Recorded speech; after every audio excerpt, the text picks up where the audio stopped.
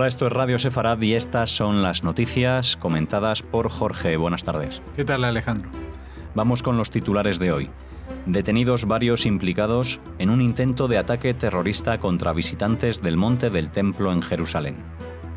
Arabia Saudita, Egipto, Emiratos Árabes Unidos, Bahrein, Yemen y Libia rompen relaciones diplomáticas con Qatar por su apoyo al terrorismo.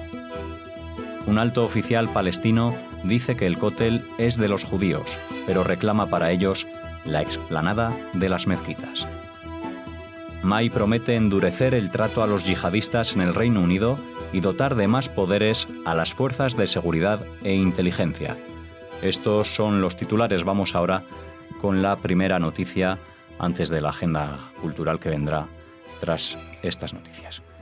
El Servicio de Seguridad General israelí, Shabak, ha detenido a varios activistas de Shabab al-Aqsa, organización que se identifica con Hamás y actúa para desalentar las visitas al Monte del Templo, además de organizar escaramuzas violentas por estar involucrados en un intento de ataque terrorista contra las fuerzas de seguridad y visitantes del Monte del Templo de Jerusalén. Uno de los activistas del grupo, considerado terrorista por Israel, asesinó en octubre pasado a un policía, José Carmia, y a una empleada del Parlamento. Sí, esta es una noticia que se ha dado ahora, como suele pasar muchas veces con el servicio de Shabak, pues las detenciones se efectuaron ya hace varias semanas, ahora se ha dado a conocer. Estos no son simples activistas de una organización de índole religioso o de otro tipo, más que lo que están tratando es de soliviantar los ánimos y crear fricciones con el tema de la explanada de las mezquitas. Ese es un tema que ya va más allá de lo político, lo religioso, porque ya sabemos que esta prácticamente tercera intifada que se desató en octubre de 2015 tenía como escenario los falsos rumores sobre la intención de Israel de echar a los musulmanes de la explanada de las mezquitas y de apoderarse y no sé qué historias.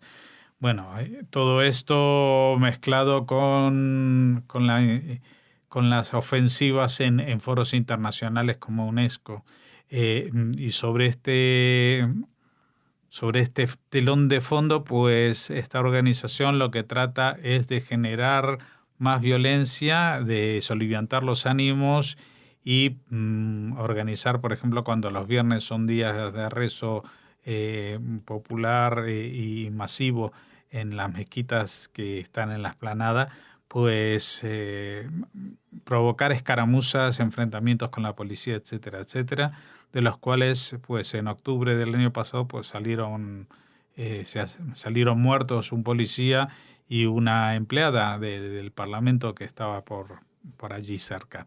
Así que todas estas protestas no son espontáneas, está todo orquestado y por eso Israel ha calificado a este grupo, a Shabab al-Aqsa, como de grupo terrorista, porque en realidad, aunque no pongan bombas, lo que están tratando es de alterar el orden público, algo muy similar o se podría equiparar a aquello que en los años más calientes de la lucha antiterrorista aquí en España se consideraba la Kale Borroka, eran las algaradas en las calles, incendios, etcétera, y que respondían a la misma estrategia que el grupo terrorista ETA en ese caso. Pues en este caso los de Shabab al-Aqsa responden a la misma estrategia que Hamás. Arabia Saudita, Egipto, Emiratos Árabes Unidos, Bahrein, Yemen y Libia anunciaron que han roto sus relaciones diplomáticas con Qatar, país al que acusan de apoyar el terrorismo y amenazar su seguridad. Según han comunicado los sauditas, han tomado esta decisión por las violaciones graves de las autoridades de Doha en privado y en público en los últimos años, con el fin de romper la unidad interna árabe, incitar al abandono del Estado, poner en peligro su soberanía y la adopción de organizaciones terroristas, entre ellas los hermanos musulmanes Daesh y Al-Qaeda. Además, le acusa de promover el discurso y los planes de estas agrupaciones a través de los medios de información de manera permanente. También los acusa de respaldar a Irán en su apoyo a los grupos terroristas en la provincia de mayoría chií saudita de Qatif, así como en Bahrein, además de apoyar a los rebeldes hutíes del Yemen. El Cairo, por su parte, también acusa al Emirato de Qatar de apoyar las operaciones terroristas en el Sinaí, noreste, y de intervenir en los asuntos internos de Egipto y los países de la región de manera que amenaza la seguridad nacional árabe y favorece las diferencias dentro de las sociedades árabes. Bueno, la verdad que esta es una noticia muy sorprendente, más que nada porque no se entiende muy bien el contexto y estamos todos los que solemos estar atentos a la prensa también de esta zona, pues un poco desconcertados, habría que confesarlo. ¿Por qué? Qatar, bueno, es un país que siempre, o por lo menos hasta ahora, estaba alineado dentro del mundo musulmán, por lo menos con los suníes.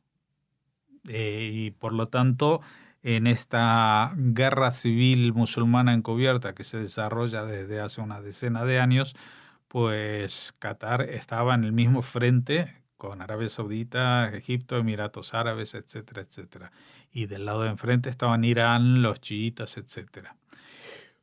¿Qué pasa ahora? No se entiende muy bien cuáles han sido los pasos o las declaraciones. Hay quienes dicen que es por la política de la emisora de noticias catarí Al Jazeera, tan conocida en el mundo, que tratan de defender a los grupos yihadistas, porque acusar a Qatar, que no es un niño inocente, ojo, que en Qatar, por ejemplo, Arabia Saudita ha escrito esto de que ellos están dando cobijo o subvencionando a los hermanos musulmanes, a Daesh y a Al-Qaeda. Pues llama la atención porque tanto Al-Qaeda como Daesh son engendros que nacieron de la financiación y la filosofía wahabista de Arabia Saudí y se lo endosan al enemigo. Y sin embargo no mencionan a Hamas, que es un grupo que ha estado y cada vez está más financiado por Qatar. Justamente aquí hemos denunciado muchísimas veces el hecho de que Qatar apareciese en las camisetas del Fútbol Club Barcelona, siendo un país que respaldaba a grupos terroristas como Hamas. Pero que ahora se los acuse, no, nadie menciona a Hamas, pero sí se menciona a Daesh y Al-Qaeda, pues es muy extraño. Y luego también otra cosa que me ha sorprendido a mí mucho es que esta mañana a primera hora leí la noticia y estaban en el ajo, digamos, de estas resoluciones diplomáticas Arabia Saudí y Egipto. Y en el transcurso de las horas, pues ya estaban apareciendo en los titulares también Emiratos Árabes Unidos y Bahrein. En el último momento, por lo menos al cierre de esta grabación, estaban también Yemen y Libia. Pero puede ser de que cuando ustedes escuchen esto se hayan sumado algunos estados más. Los de Qatar dicen que no hay razones para este tipo de situación diplomática, que esto no va a afectar a la población. Ellos dicen, no sé, que también que han echado en las últimas semanas a los representantes de Hamas, y también hay otra noticia que habla que ahora justamente van a reanudar el contacto con Hamas. Todo esto es, como digo, muy confuso. Lo que sí da la pauta es de que hay problemas muy importantes dentro del mundo árabe, no solamente a nivel de todo el Islam, sino también incluso dentro de la facción suní. Y el último análisis que se podría traer a colación es que hace contados días estuvo de visita en Arabia Saudí, pues el presidente Donald Trump, cerrando un acuerdo de venta de armamento súper multimillonario con los saudíes,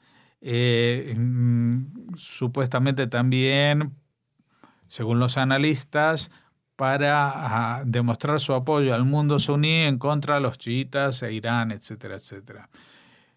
No sabemos si esto también tiene algo que ver con esto, porque en realidad Qatar también formaba parte de la coalición internacional que está luchando contra Daesh y Al-Qaeda en Siria e Irak, y ahora me imagino que ante esta ruptura, pues ellos se retirarán de la coalición y de alguna manera se entregarán en brazos de Irán, si es que no estaban antes, y por eso es esta reacción. Por lo tanto, lo que podemos decir es que esto, si bien en las noticias nosotros nos solemos quedar impactados de hechos que aparecen y que son muy mediáticos y visuales, como el desgraciado atentado de Londres de este fin de semana, pues este tipo de situaciones, este tipo de enfrentaciones pueden resultar muchísimo más peligrosas y determinantes para el futuro de la zona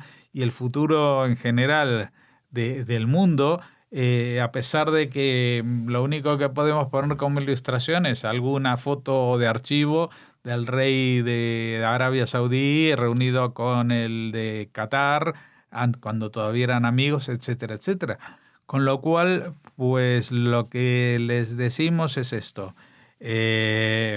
Existen y coexisten varias guerras en este mundo. Unas las estamos viviendo en nuestra propia casa, son los ecos o los tsunamis, el efecto de los tsunamis que genera esta guerra civil musulmana que está teniendo lugar en Oriente Próximo.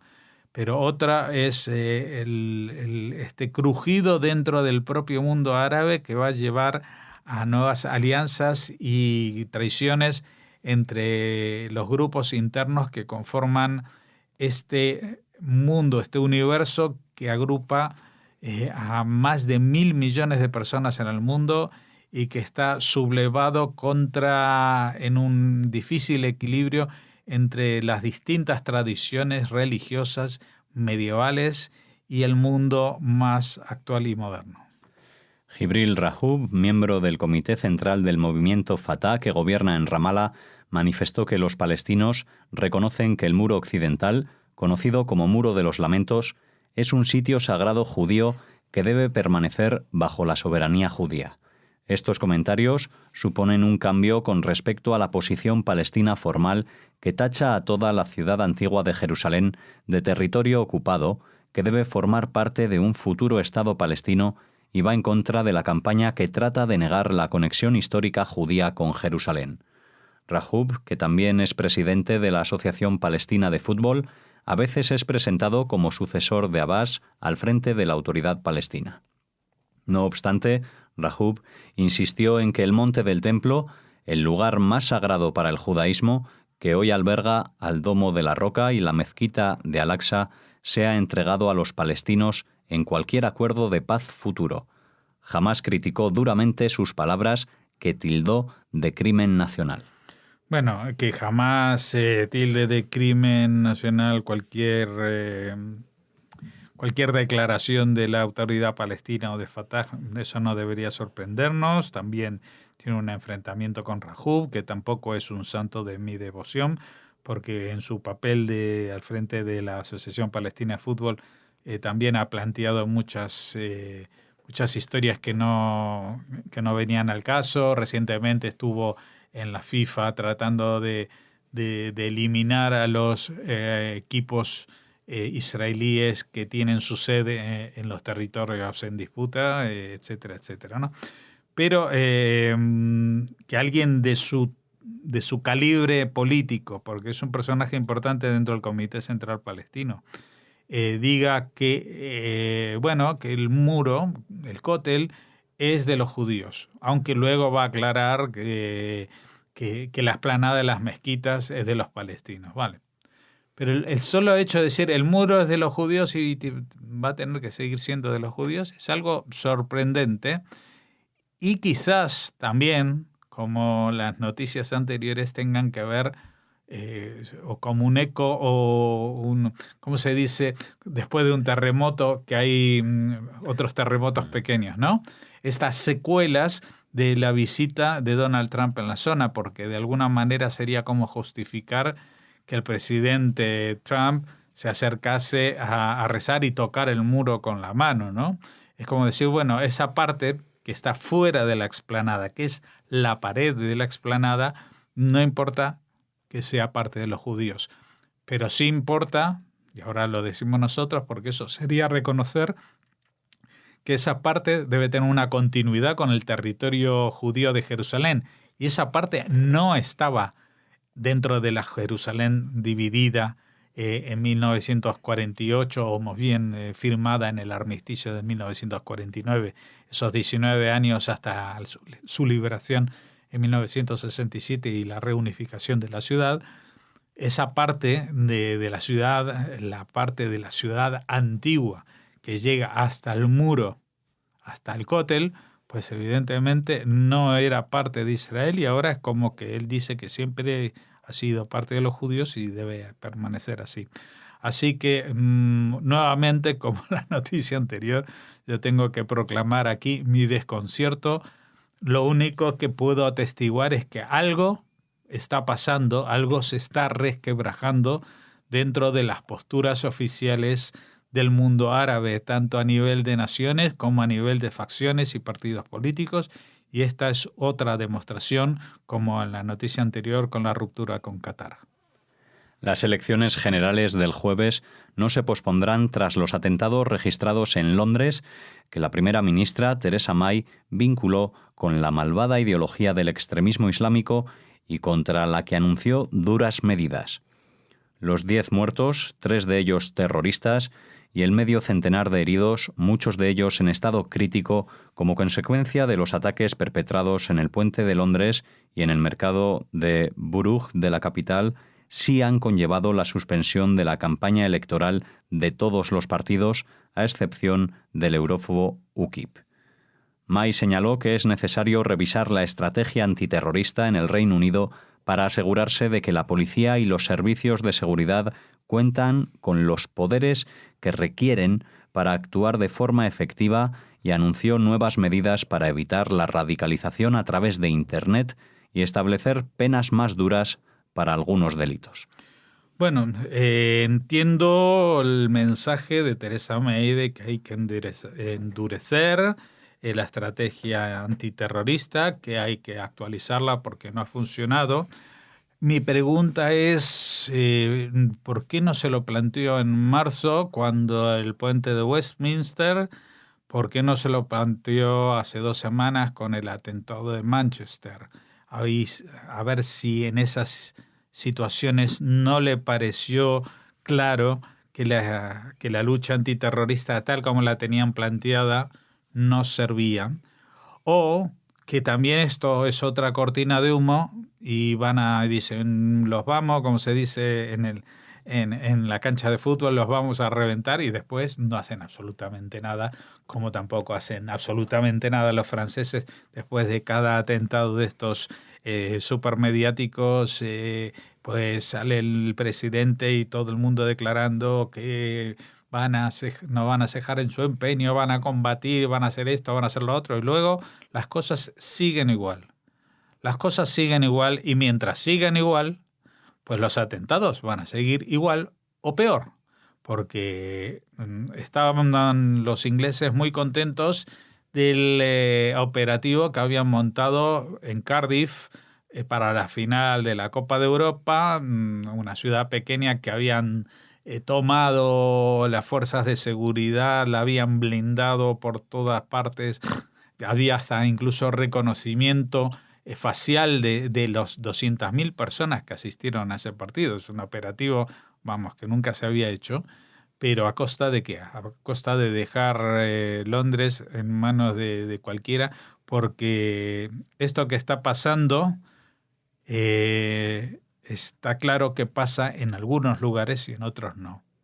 Y lo vuelvo a decir, lo vuelvo a reafirmar, y espero que no arrepentirme de mis palabras, pero está claro que un atropello con un coche es imposible de evitar, pero sí que la gente sepa responder, que haya una alerta ciudadana más allá de la policial y la de seguridad para saber qué tiene que hacer la gente en estos casos y no que reaccionen creando olas de pánico, como se ha visto, que la respuesta de las fuerzas policiales y de seguridad sea más efectiva, o que, y ahora vamos al punto más importante, porque todavía no tenemos los nombres de los actores principales de los 3 terroristas que cometieron este atentado, pero por lo que ha trascendido, por lo mínimo que ha trascendido, ya sabemos que uno de ellos estaba montando un show en un parque de Londres con la bandera de Daesh. Estaba siendo seguido y estaba siendo fichado por las fuerzas de seguridad. Y claro, mientras países como el Reino Unido o Francia o Alemania o Bélgica especialmente, pues reserven las leyes más duras a momentos de guerra sin declarar una guerra, pues ponen en peligro la integridad física de sus habitantes. La única manera de evitar, o por lo menos menguar mucho la capacidad de asestar golpes como estos a los grupos terroristas son las detenciones preventivas, como se practican en España. En España llevan detenidas 200 personas. Muchos dicen, no, claro, es que en España no hay la cantidad de musulmanes. Y lo peor de todo es que algunos dicen que aquí están mucho más integrados en la sociedad que en Francia o en Inglaterra. Pues eso es un concepto muy absurdo y no tienen más que pasarse por los barrios de Ceuta, Melilla, para ver cómo esa supuesta integración no lo es.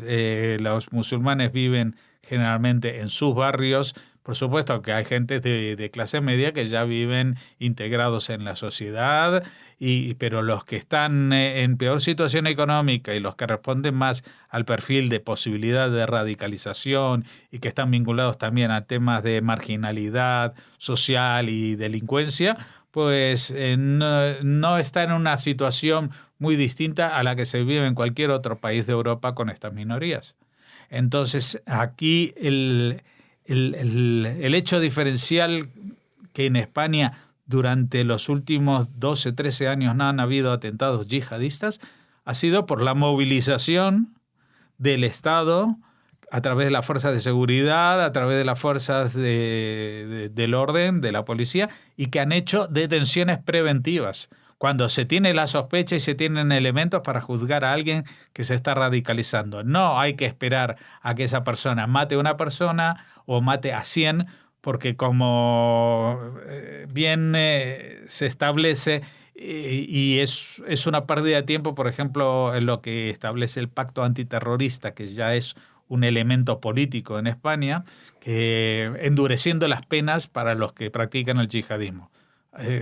O sea, aunque a un yihadista le puedan acusar de pena de muerte o que en España es ilegal, ¿no?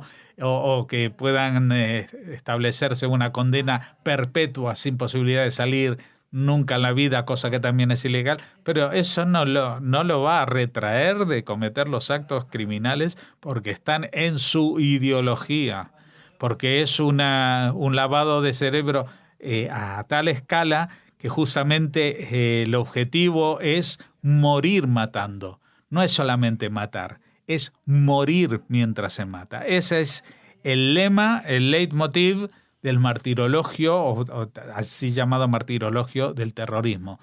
Como vemos, en resumen, Alejandro, hoy es un día en que las noticias son muy desconcertantes, pero hay algunas cosas que hay que tener muy claras. Estamos en guerra, no la provocamos nosotros, no hay que buscar los vestigios del colonialismo y que esto que lo otro, porque el yihadismo golpea al que está desprevenido, no al que es culpable de absolutamente nada. Y esto ha provocado también mucha desazón y confusión en las filas, especialmente en las filas del propio mundo islámico, que se debate en una guerra civil desde hace mucho tiempo. Bien, pues aquí terminamos las noticias por hoy. Ahora hacemos una breve pausa para regresar con la agenda cultural.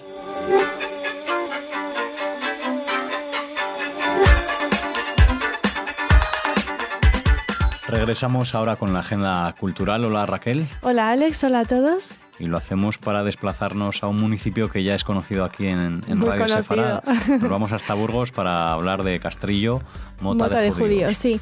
Este pueblo retomará esta semana, ha empezado ya a retomar las excavaciones en el yacimiento arqueológico La Mota, que es el antiguo asentamiento judío de los siglos XI al siglo XIV, que dio nombre al municipio. Ya saben que lo tuvieron que cambiar, que antes era Castrillo, Matajudíos. Toda esta historia que conocemos bien en Radio Sefarad. También sabemos del interés que hay en el pueblo por recuperar ese pasado judío y trasladarlo al presente y que cobre valor, ¿no? Entonces, estas excavaciones están muy relacionadas con esa intención del ayuntamiento. Así lo ha explicado Ángel Palomino, que es uno de los arqueólogos implicados en este proyecto, quien ha recordado que el yacimiento de La Mota cuenta con una extensión de 7 hectáreas. Se inició el proyecto arqueológico en 2014, cuando el municipio cambió su apellido, su nombre, por el de Mota de Judíos, y en la primera fase de la intervención se hicieron sondeos para determinar el potencial del yacimiento. En la fase del 2016 ya se comenzó a trabajar en el sector 6, y en este espacio, que por ahora parece ser el más interesante, que tiene 180 metros cuadrados, se identificaron evidencias domésticas significativas, como la calle empedrada en torno a la cual se organizaría el resto del entramado urbano. También se encontraron restos de edificios en adobe, tapia y yeso, zonas de almacenamiento y numeroso material de uso doméstico en cerámica común, pero también de estilo mudéjar y esmaltado, típico de la época histórica en la que este asentamiento que tenía habitantes. Las excavaciones, como les decimos, se han retomado en este sector 6 para ampliar la documentación sobre uno de los edificios hallados junto a la calle empedrada. Es una construcción compleja con numerosos compartimentos y cuenta incluso con un silo de almacenamiento de grano, así que se le presupone cierta entidad en el conjunto urbano en los restos, en lo que han encontrado en este sector 6. El arqueólogo destaca entre los materiales cerámicos recuperados los restos de una januquía, y esperan encontrar muchas más cosas en este edificio, los restos de este edificio. Dice Palomino que quedan muchas cosas por hacer, que las excavaciones realizadas hasta el momento permiten saber que se organizarían las estructuras de los edificios en forma de terrazas, aprovechando de este modo el cerro, y que se ha detectado un área residencial con edificios de 2 alturas, además de espacios públicos y sistemas de construcción. Y los datos económicos de estas nuevas excavaciones son que cuentan con un presupuesto de 60.000 euros, aportado por la Junta de Castilla y León, con 30.000 euros, la Diputación de Burgos, que ha aportado 20.000, y el Ayuntamiento 10.000, que siendo tan pequeñito, pues la verdad es que nos sorprende que hayan podido poner una buena cantidad. Desde aquí les felicitamos y les deseamos mucha tanto suerte. De la Junta como de la Diputación. Esperemos que sigan encontrando restos y ver esos vestigios que aún se conservan. Está muy bien ver que tenían de vistas, también disponían de vistas y aprovechaban el cerro. Sí. Bueno, ¿con qué continuamos, Raquel? Nos vamos al Instituto Cervantes de Tel Aviv para hablarles de la programación para junio, de algunas de las actividades en las que este instituto, al que queremos tanto aquí en Radio Sefarad, está implicado. Comenzamos con la propuesta que nos llega desde la Cinemateca de Tel Aviv y el Abraham Hostel.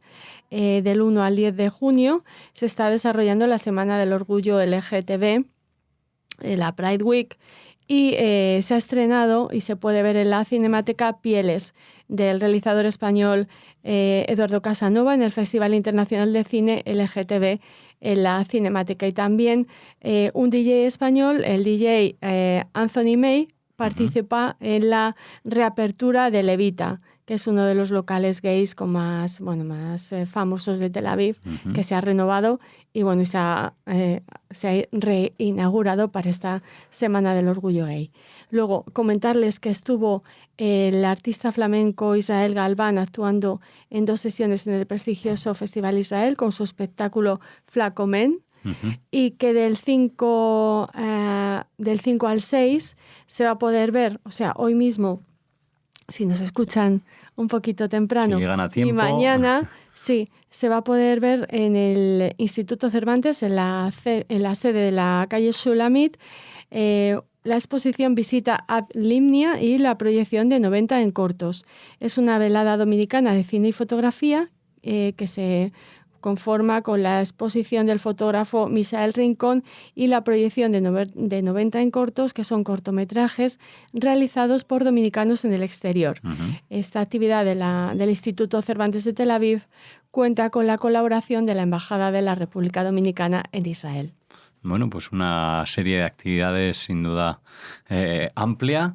Pueden... Sí, se las iremos contando porque tienen... Porque es una semana, ¿no? Completa de... Sí, en este caso sí, pero luego, por ejemplo, fíjate las citas que le esperan al Instituto Cervantes de Tel Aviv, la Feria Internacional del Libro de Jerusalén, una exposición interesantísima que se llama Jungla Itinerante, el Judeo Español de Marruecos, una conferencia a cargo de nuestro queridísimo Jacobo Israel Garzón, y el Ibn Setrit, con los que estaremos muy pronto. Bueno, una serie de actividades que ocupan que mucho les iremos tiempo, contando. Les iremos contando aquí. Porque ahora tenemos que hablarles de música israelí en nuestro país. El día 8 actúan Ouzuko Bazooka, ya les hablamos de este grupo, creo que en las noticias de los lunes. Sí, me suena de hace poquito. Están realizando una gira de conciertos por distintas ciudades españolas y estarán en Baeza el 8 de junio en el Café Teatro Central. Y comienza la gira Mediterráneas en un sitio especialmente importante que son los Jardines de Pedralbes. La cita con Noa y Pasión Vega será este próximo 10 de junio a las 10 de la noche en los maravillosos Jardines de Pedralbes. Hablamos, pero ya se acerca la fecha. Así que nada, Ouzuko Bazooka y Noa en nuestro país de gira. Noa, el día 10 que hemos dicho en los Jardines, porque no sé si igual te he interrumpido ahí un poquito y no nos han podido escuchar. Te perdono, ¿vale?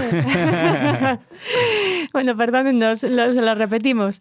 El 10 de junio, Noa y Pasión Vega en los Jardines de Pedralbes a las 10 de la noche. Perfecto. Y los israelíes Ouzuko Bazooka en Baza el 8 de junio en el Café Teatro Central. Muy bien, pues ahí tienen esas citas, anótenlas en el calendario para estas fechas ya casi veraniegas en las que apetece ocupar las noches con música. Y buen ambiente, ¿no? Exacto, y buena radio, así que sigan escuchando Radio Sefarad. Hasta mañana. Hasta mañana.